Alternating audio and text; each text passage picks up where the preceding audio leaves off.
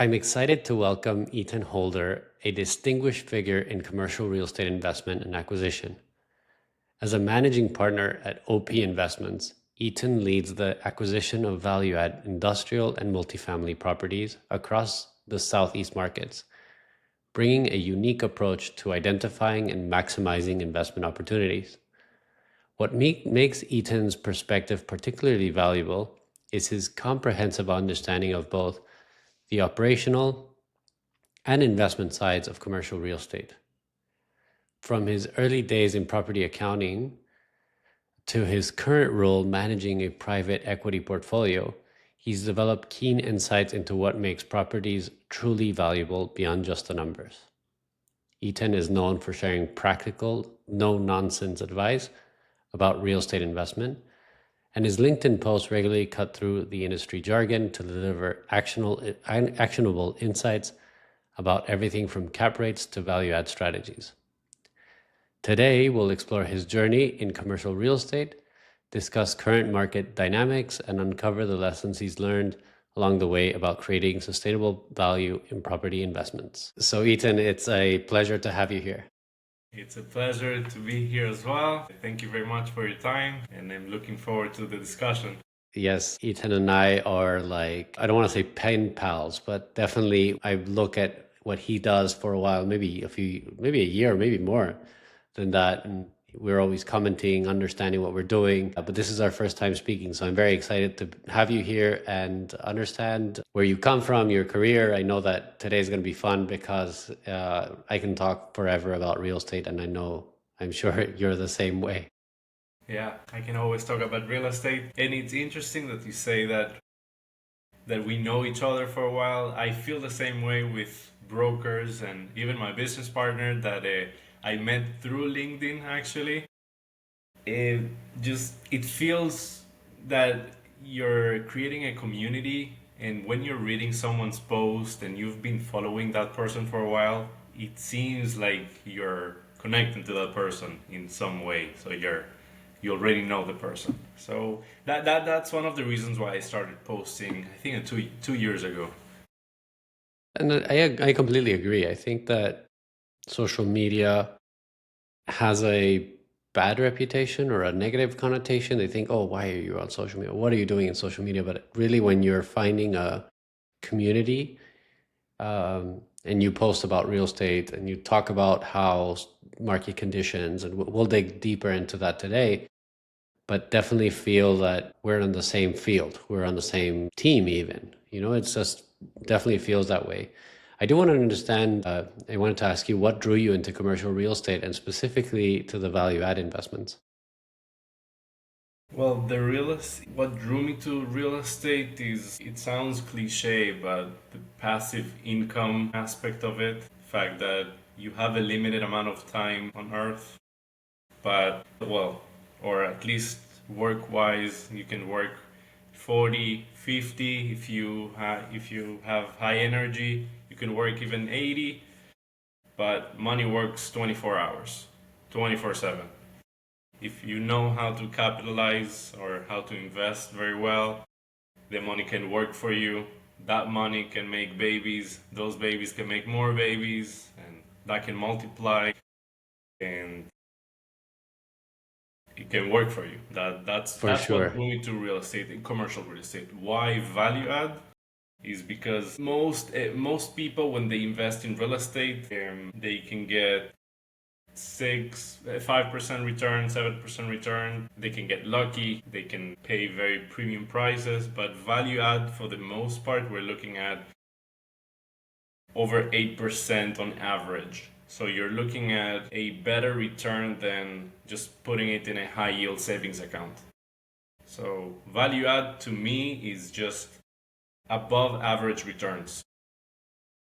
And what was your trajectory? Like, I definitely understand the allure of going to the passive income and how real estate is an incredible generator of. It's a mix between a bond and a stock. It's one that creates appreciation. It's one that creates cash flow. It's a tangible asset, which is definitely allures a lot of people. But tell me a little bit about your journey. What was your like first mistake, or maybe or did you completely go direct to commercial real estate?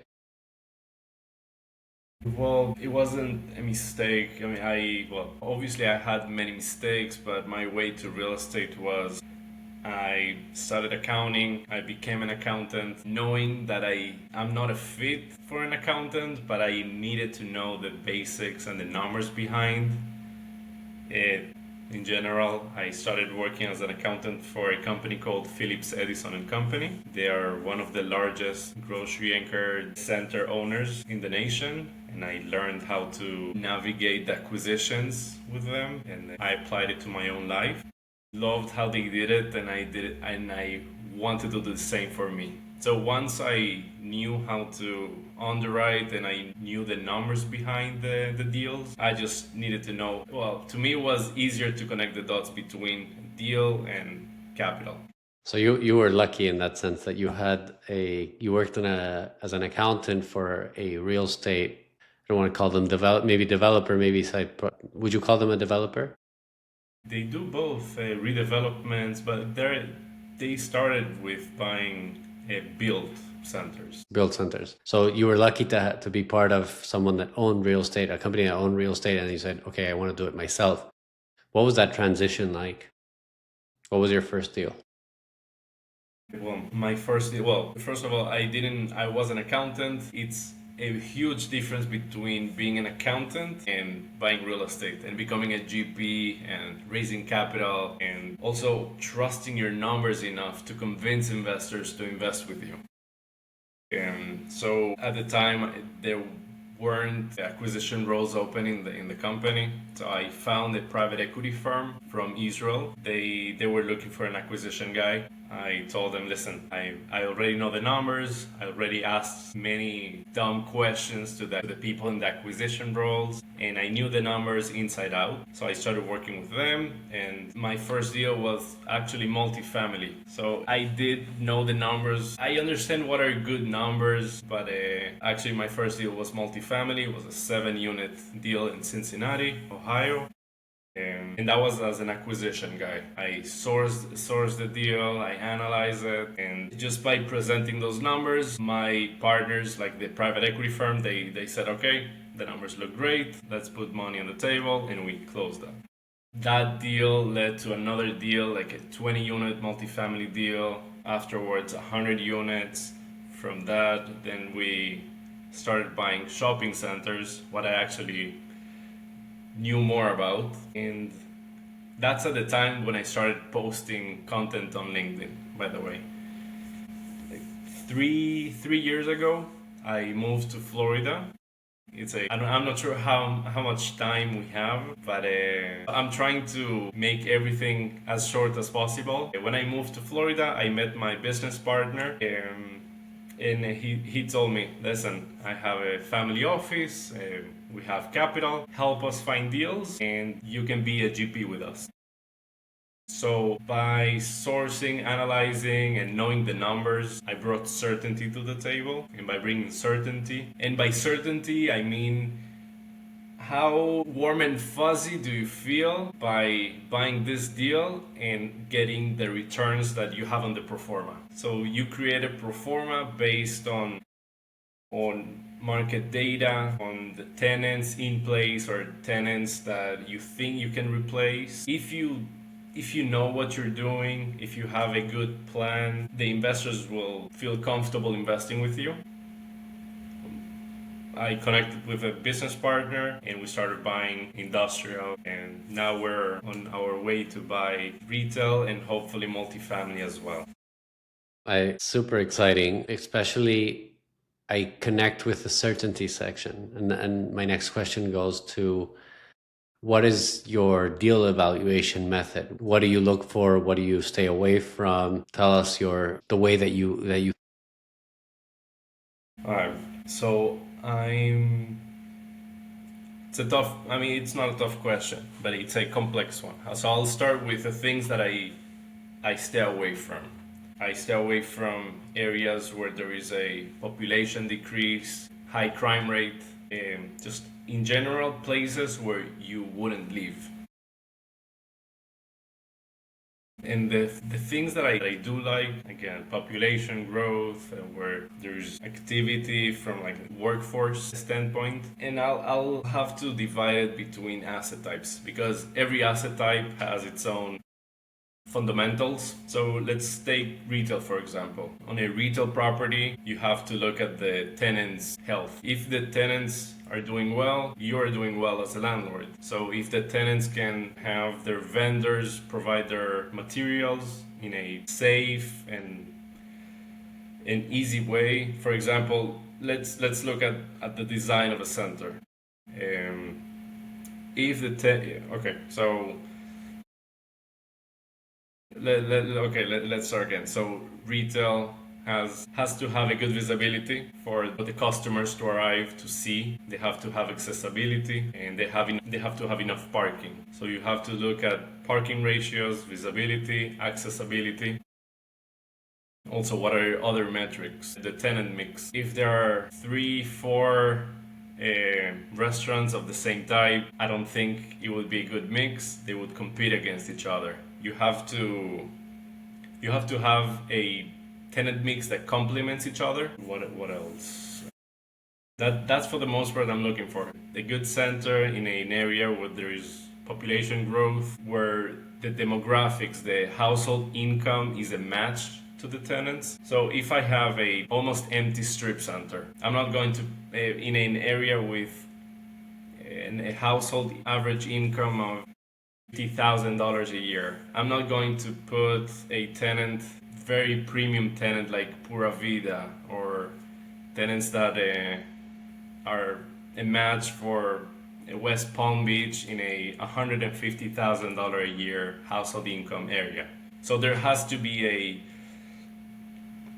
a good match between the demographics and the tenants. There has to be a good match between all of the tenants with each other, and there has to be a good losing the word, but how would you say when there's a good match between the tenants and the customers? So like coherence. Yeah, good coherence, synergy. Yeah. I like what you're saying because I believe a lot of people think it's easy. And like what you're saying, it sounds easy. It sounds like, okay, you want to buy a strip mall and you just have to see the population growth and see that it has maybe a low crime rate. And then you have to study the demographics, and then you have to look at if in your merch plan that you don't have competing stores, and if those stores are healthy, and if you have like, why do I say it sounds easy? Because it sounds easy, but when you start doing it, that's the hard part. That's when you start finding that certainty that you were talking about before. It's reducing the risk. It's not like, let's see how it goes. It's like, let's actually study who's around us. How many strip centers are there? Are they vacant? Are they full? How much do they pay? It's a lot of groundwork. And then what would you say is your confidence interval? Like when you do you work until 95% confidence? Do you work to an 80% confidence? When do you get warm and fuzzy, like you mentioned before? So the thing is, the hard part comes with the diligence. I mean, you can have a 100% occupancy on paper on the rent roll, but when you go and knock on doors, talk to the tenants, then you understand, okay, what is the renewal probability of this tenant? Or you start asking questions like, hey, what are the sales of this tenant? For example, if we're looking at a grocery anchored store, let's say, for example, we're looking at a Publix that we are looking to buy right now. The Publix is doing around $500 a square foot. If you would ask me what a Piggly Wiggly would do in Wisconsin, I would tell you $500 a square foot is pretty great. It's above average for that center. I will tell you it's a deal. But for Publix, anything below $800 a square foot, something's wrong with that. And why is it for sale? You have to understand why their sales are so low. Then you have to ask yourself and play the devil's advocate, like, hey, okay, so they're interested in selling, it's at a decent cap rate, but the sales are not good. Then later on you find out that there is another Publix developing or just open couple miles, like miles away, so they might leave or might not exercise the renewal option. So you have to account for TI and vacancy time. You have to account for leasing commissions. So the thing is, most sponsors that end up selling really fast is because they didn't account for those capex requirements or end up asking for more capital from their investors later on. And you asked about the amount of certainty, what makes you warm and fuzzy. When after accounting for all of those expenses, including roof renovations, everything, you have about 200 basis points between the going in cap rate to the exit. And what about you? I would love to know. I would love to interview you because I would love to learn more about you, actually. Sure. Well, I developed a system called we call it the real estate diamond, and it's 4 parameters, and those 4 parameters are product, market, finance, and people. Product is what you just mentioned. What different types of product are we looking at? Is it a hotel? Is it a whatever it is? It's like you said, different fundamentals. And then we do a best use case analysis as well. This one is a little bit, I wouldn't say that mathematical, because I believe that everybody's perspective can be better. It can be different. Someone might say like, here you should put a hotel. And then someone else might say, no, luxury class A condo. And then somebody else might say, no, office. And you know, it's really like you can't know until you actually pull the trigger. But every single product type has a different components that make it better. And then we try to account for everything that's positive and everything that's negative into a single number from 0 to 1. And then the same thing we do with market, the same thing we do with finances, and also with a sponsor, because we're never the sponsor. We don't sponsor deals. We only invest into other people's deals. We're only LPs, right? Well, we do co-GP, LP, MES, Pref, or senior. We're agnostic. We like to play wherever we feel safest, depending on the conditions that we're in. So we that flexibility allows us to be a little bit more aggressive and conservative at the same time. Whenever we need to be aggressive, and we've learned to just invest. We like to think of ourselves as professional investors. We're not professional developers, because I think a developer, we like to work with a best-in-class developer. I could never beat the best-in-class developer. I don't know anything about construction, but I understand construction numbers. I understand their competitors' numbers. I understand if they can hit their numbers. I understand if they cannot hit their numbers. I understand downside protection. I can understand if something goes wrong, what options we have, and if we have to take over the asset, we can also do that. So it's sort of like a standing quarterback, or a standing, like a second team. And sometimes when we get into B positions of senior loans, that's how senior lenders also see us. They're like, if the sponsor doesn't do well, we have these guys that can also get a opportunity to take over. So that's how we really two really good points. One, that the fact that you're asset agnostic, because you have the diamond rule. It's like like a SWOT analysis for every asset type. Yes. Do you have one for sponsors? What makes a good sponsor a pass? Like someone, okay, I want to JV with him or invest in this deal. That's a great question, and I think the hardest one to answer. Sponsorship is the most important part of that SWOT analysis. Absolutely, 100%. Like a good sponsor, every sponsor faces challenges. Good sponsors are able to navigate those challenges and get you to the promised land. Bad sponsors will call for money or capital call their investors, because that's the easy route out. So usually we only work with sponsors we know, which is a big, it limits the sponsor base by million, like from millions to like nothing. Okay. And no doesn't mean like, oh, we're friends. It means that, oh, we've worked with them, we've had a senior position with them, we've done something, and that reputation piece is critical.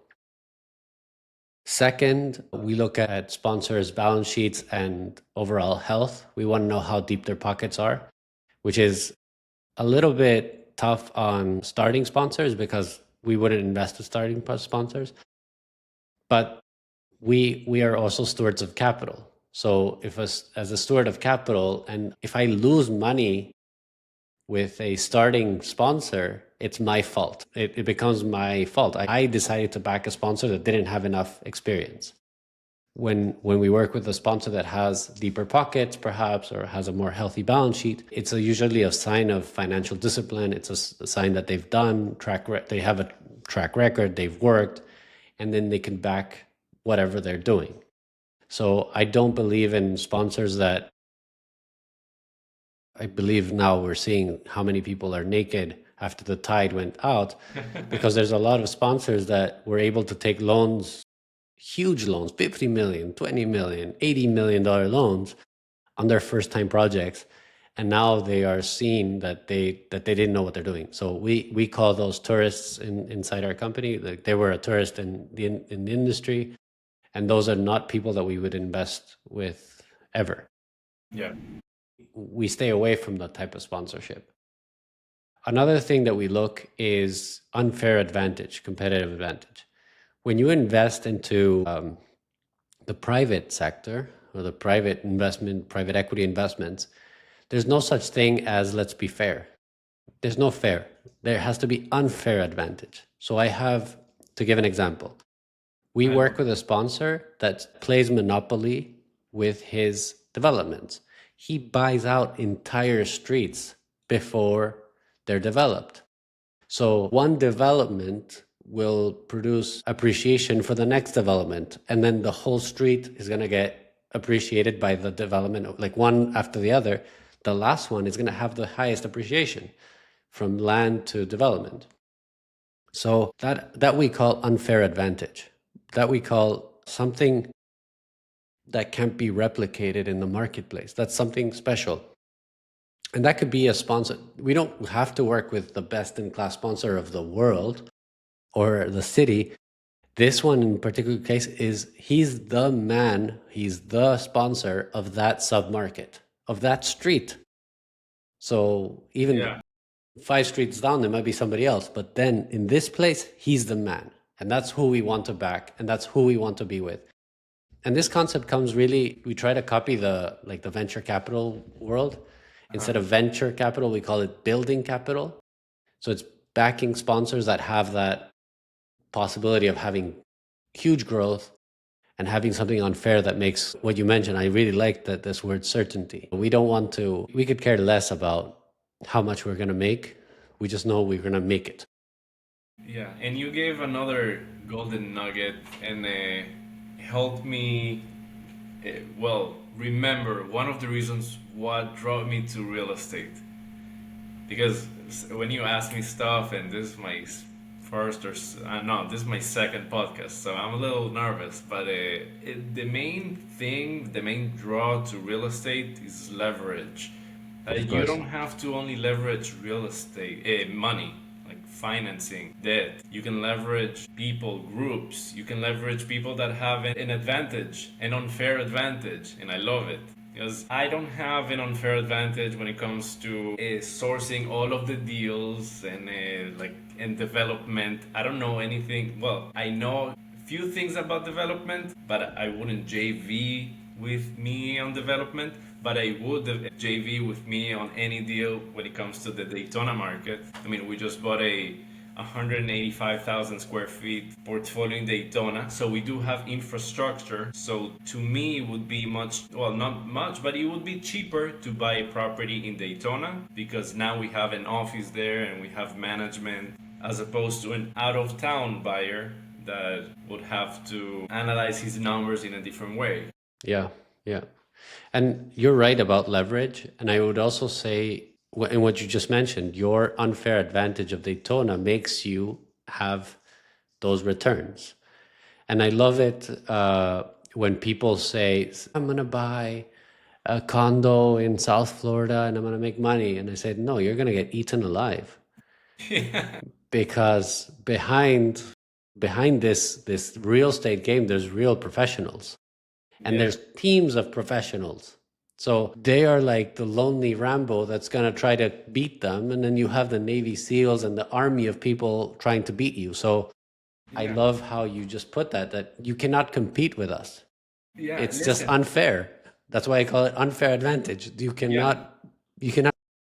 Love it. And that's how you break the paradox, because I was an accountant a couple years ago without money, and I did JV with people with unfair advantage in many ways. I can do deals and leverage their connections with insurance. So my insurance is going to be much cheaper because they already manage 4 million square feet of industrial properties. Or if I JV with a group, with a developer that already has a good track record, so I don't have to have that development knowledge, I can leverage them.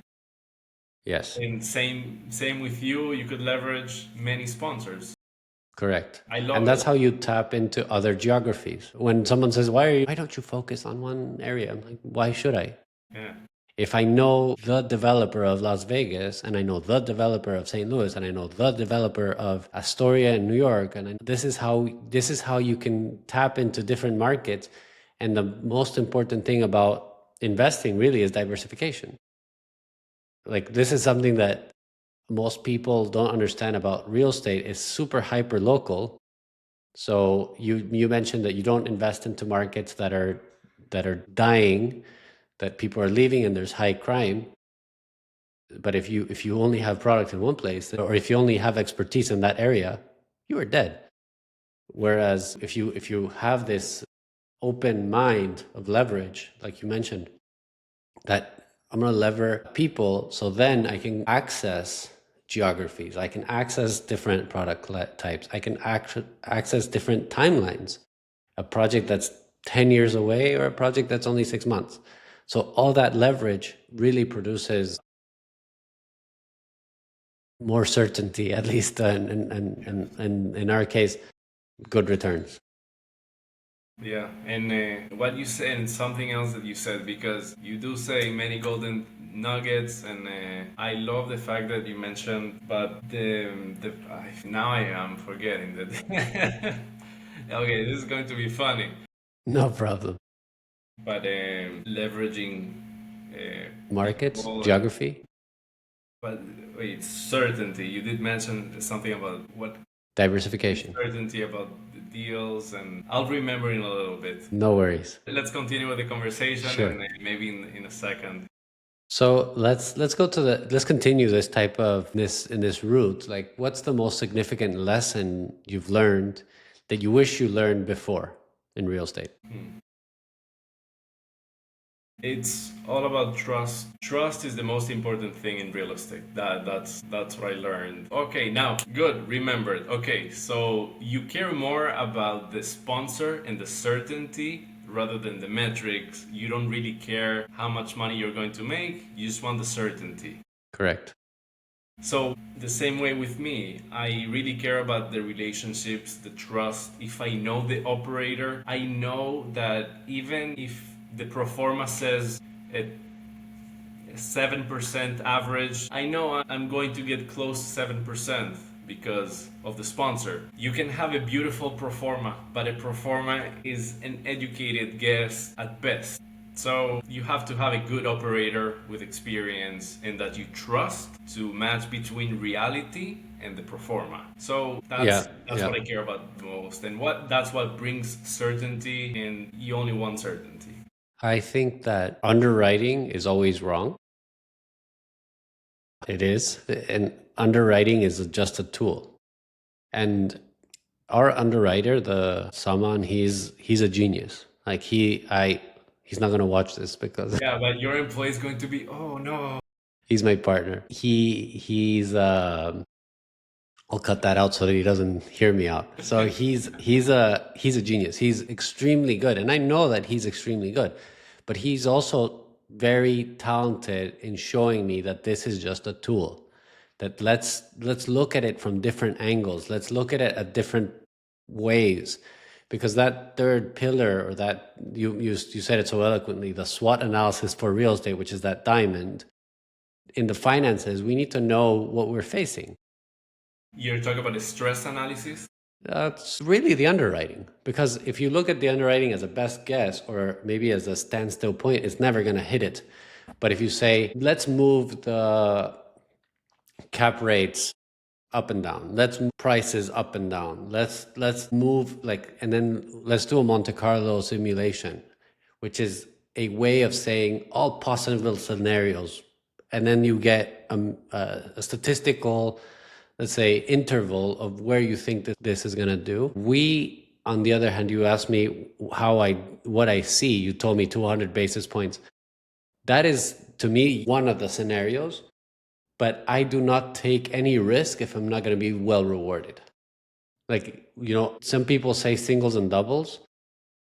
To me, it's like, I don't want to see singles and doubles are not enough for me. I need to see 20%. I need to see those 25, 30, because to take the risk, to make it worth it, because then there are those, and I don't want to call them unicorns, but the way to differentiate yourself from everybody else, a lucky person can get a single. A lucky person can get a double. You said it too. Some people can buy at a good price and then they get a single or a double. But to do 20 plus consistently, that's how you show your expertise. Consistently over 20% IRR, that's a good track record. And that's how you do that, or how we're doing that, is being selective. It's not about jumping into every deal. It's really not saying no, because somebody told me I can get you the best deal flow, and I said, how do you do that? And they replied, oh, I say no a lot. I said, that doesn't tell me anything. I say yes to everything.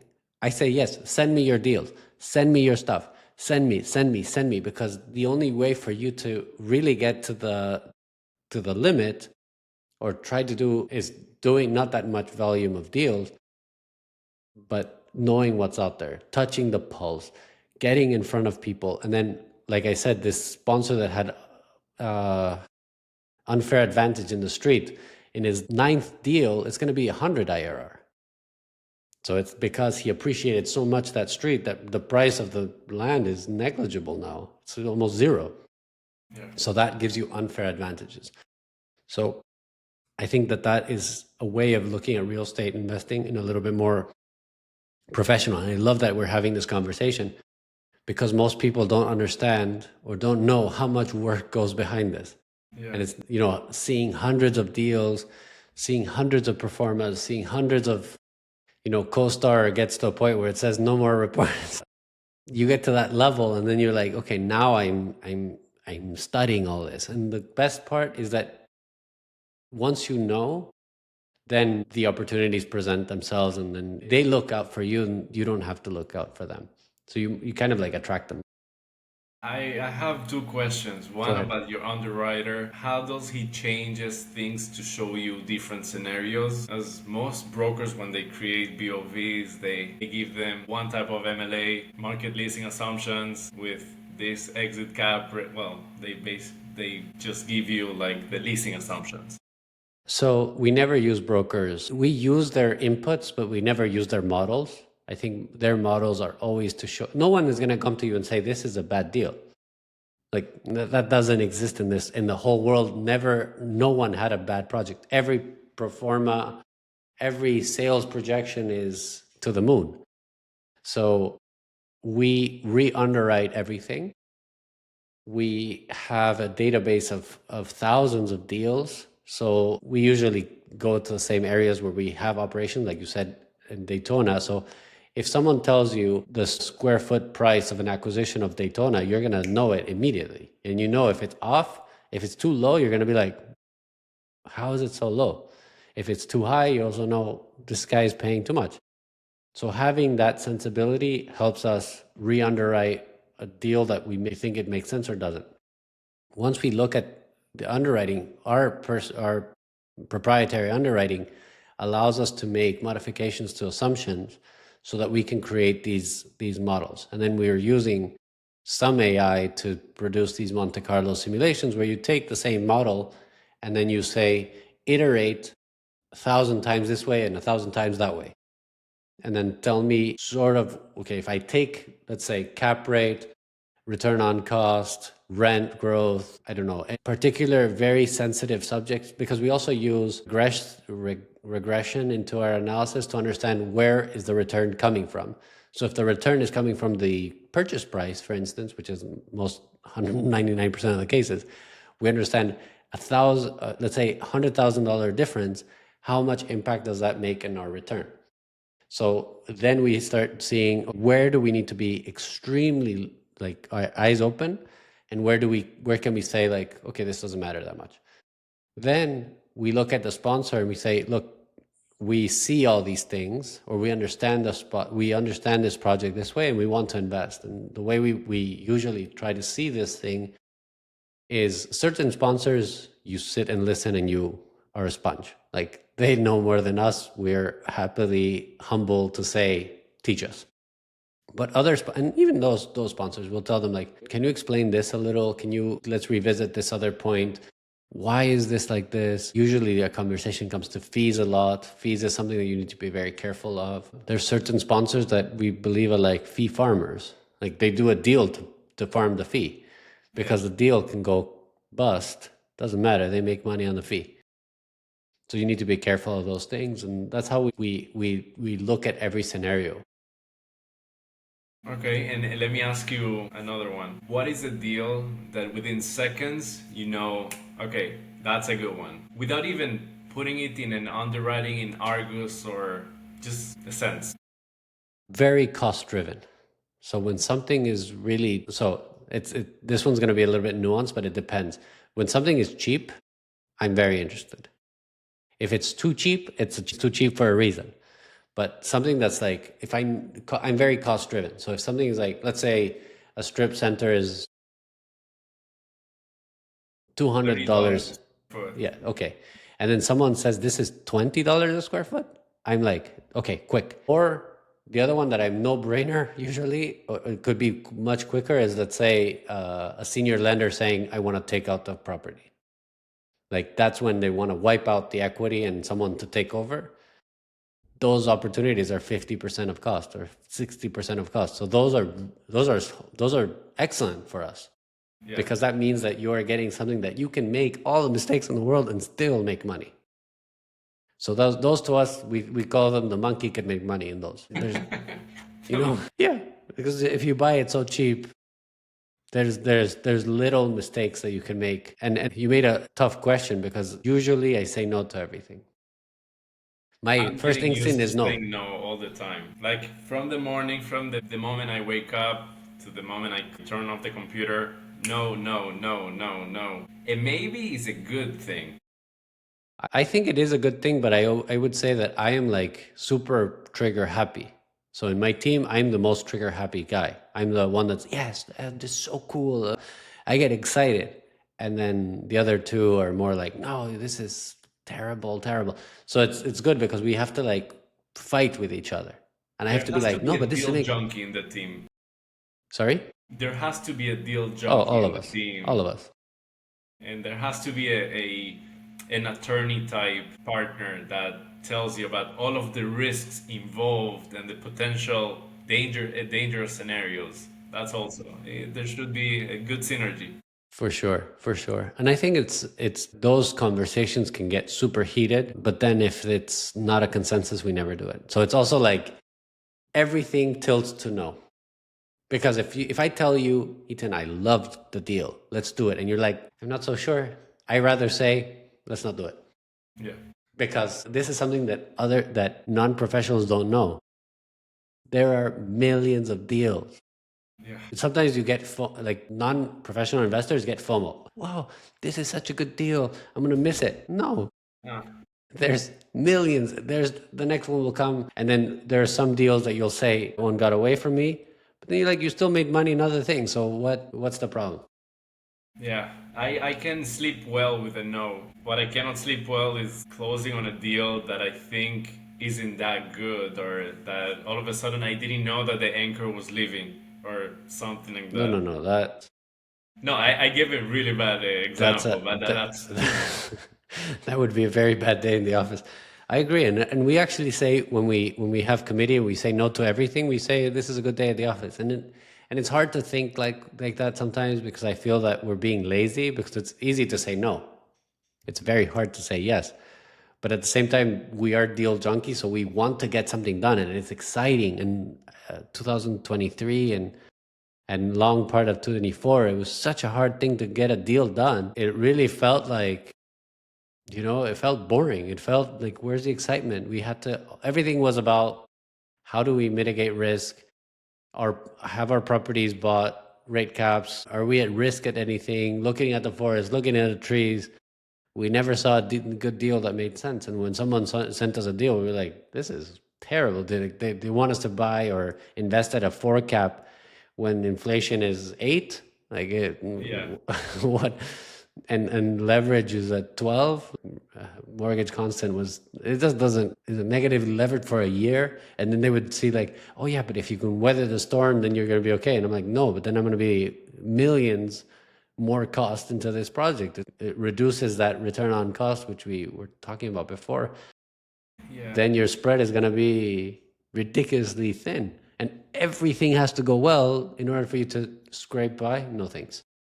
You know how many brokers told me your underwriting is too conservative, or you're too conservative? You should check the cell comps here. Maybe the cell comps were from like 3 years ago, so they're not really comps. I've been sent comps from different asset types, from these different markets. They just put the word comps, but I prefer to be called too conservative than to have a bad conversation with an investor.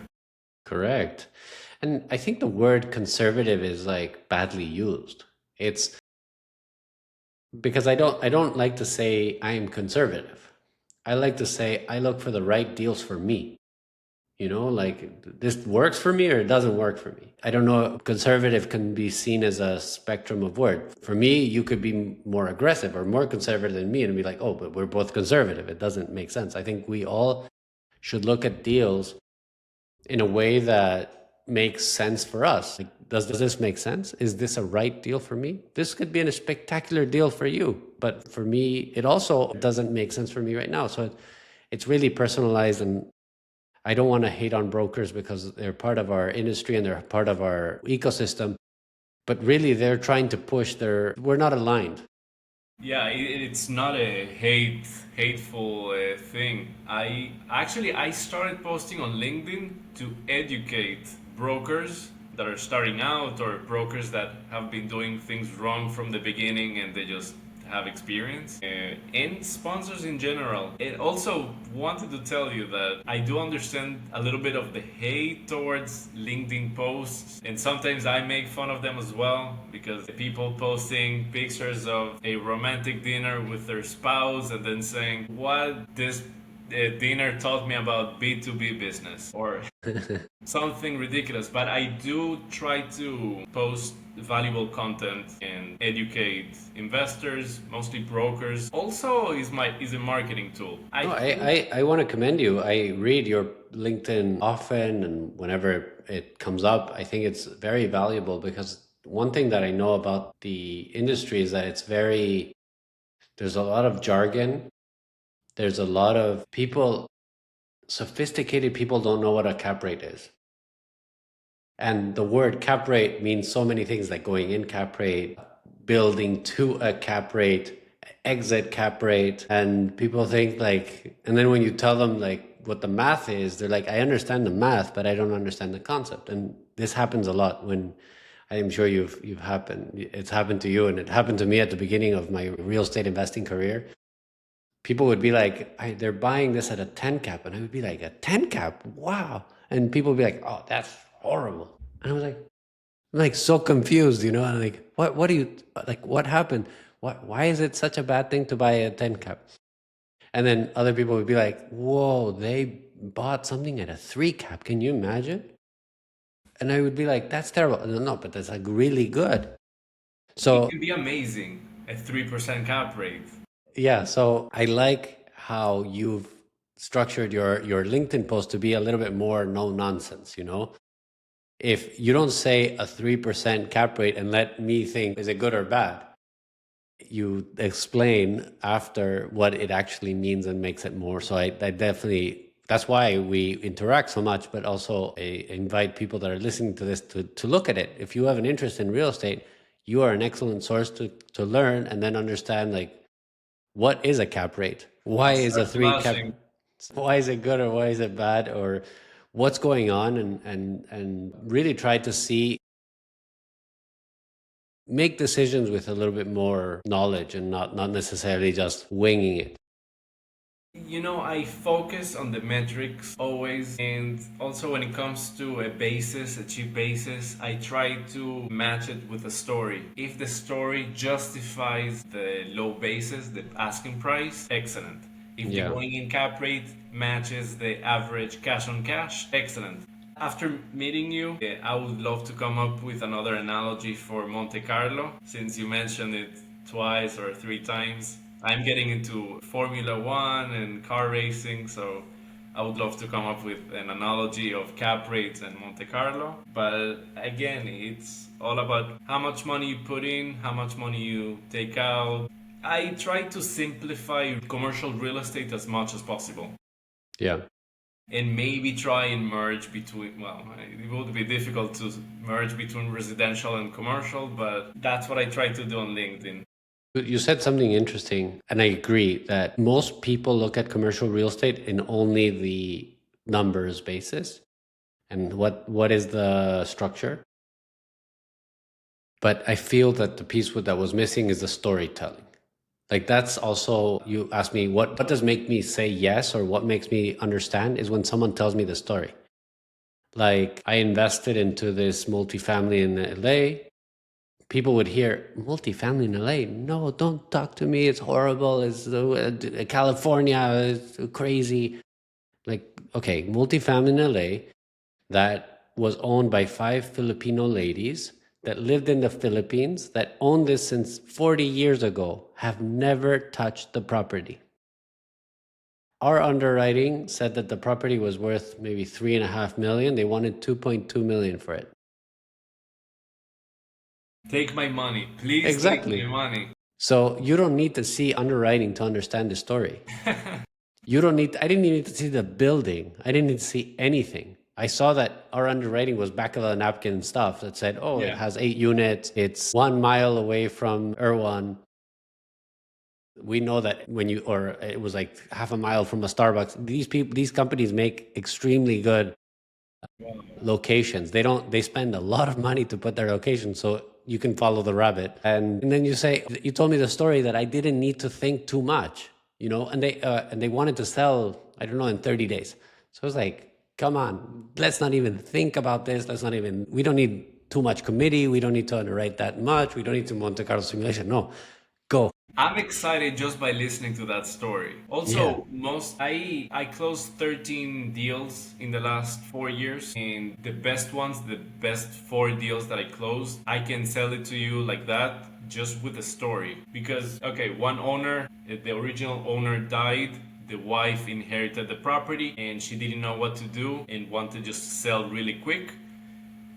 She had the same tenants for the last 30 years. I mean, the original owner had the same tenants for the last 30 years, didn't raise the rents because he was in a good relationship with them, and most of them were like a month to month basis.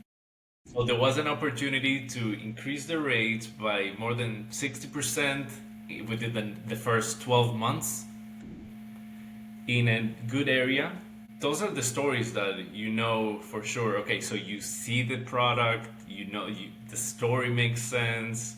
I Yeah. have a business partner, an equity partner that is more vulgar. So I'm not sure if I should say it here on the podcast, but when something ticks, he knows already. Like, okay, the story makes sense. Is at this price. I want it. Yeah. Yeah. In that story with the multifamily deal, Yeah. I wish I knew you before. I would love to. Participate. Yeah. Yeah. And you know what was the best part of that?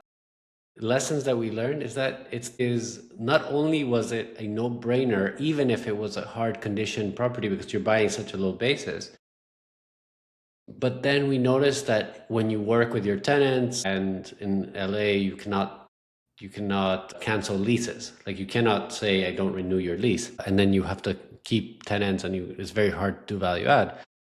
But then we noticed that when you talk to people and you say, look, I want to make this better. And people are sometimes really receptive. And that project we were able to empty. The sponsor was able to empty it. It was super successful. So it made it even more successful.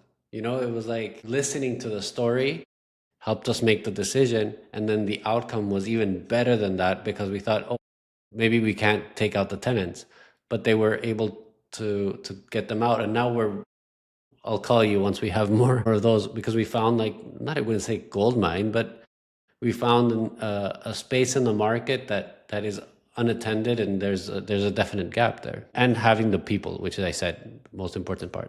Yeah, wow.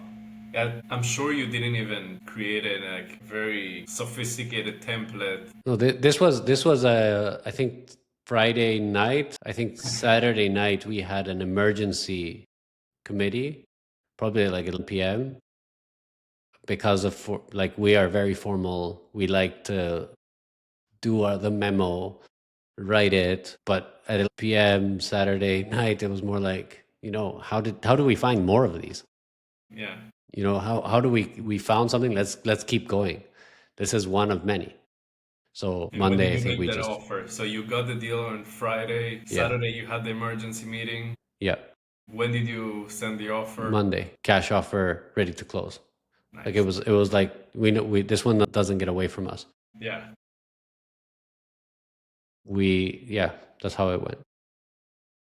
Yeah, sometimes when you know, you know. Last deal I closed, it was at 7 p.m. on a Thursday. I was watching my wife play tennis. I got an email from a broker, a friend of mine. I was like, okay, I'll check it out. That morning, I was driving towards the property with my equity partners on the FaceTime, and I was ready with a PSA, with a contract and everything. But you went with a contract without Yeah, seeing it. yeah. That was all out. Interesting. When you know, you know. When you know exactly. It was a pleasure to have you here. Please, let's continue this conversation and your trajectory. If we talk real estate, I think we can talk for hours. Now that we've discussed, we're going to be more in touch, and excited to see where you head, and then if we can potentially do something together. Absolutely, and maybe we can meet for coffee in Miami or Anytime, yeah. anytime. Yeah. That Are you was, local? Are you Miami? I'm based out of Hollywood, but I go Beautiful. to. Okay. Amazing. Well, we for sure will be in touch, and it was a pleasure meeting you as well. Looking forward to our conversations. Amazing. Thank you so much.